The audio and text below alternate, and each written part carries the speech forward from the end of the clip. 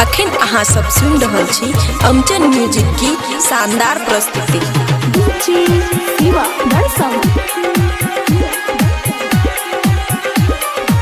खुशी recording studio बलुआहा। हमरा बियाह में बाबा ले लया पाची, ओई पर बैठ के बाबा घूमै चराची। कवन मौगी तू हमरा देल आन, मौगी के मुँह लागै सकर डान, मौगी के मुँह लागै सकर डान। हमरा बियाह में बाबा ले लया पाची, ओई पर बैठ के बाबा घूमै चराची। कवन मौगी तू हमरा देल आन, मौगी के मुँह लागै सकर डान, मौगी के मुँह लागै सकर डान।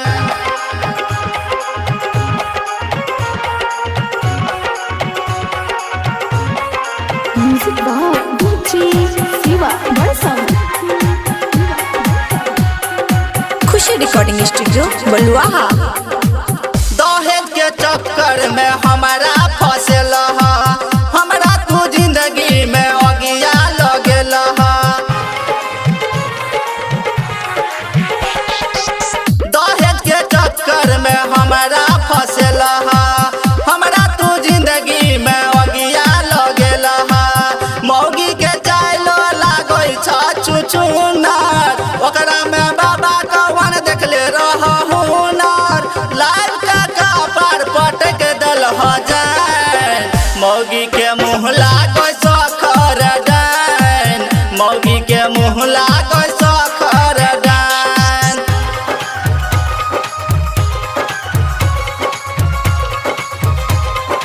म्यूजिक बाय डीजे शिवा बरसम। Khushi recording studio Baluaha. लगे बोलाबै छी त मुँह चमकाबै, मांगै छी खाइ ले त आँखे दिखाबै।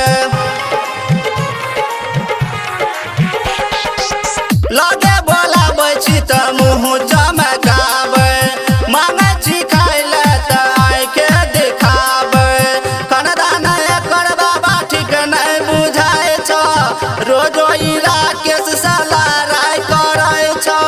राणा राम परवेश सराइली हो जान, मौगी के मुँह लागै सखर डान, मौगी के मुँह लागै सखर डान। हमरा बियाह में बाबा ले लया बाची, ओई पर बैठ के बाबा घूमै चराची।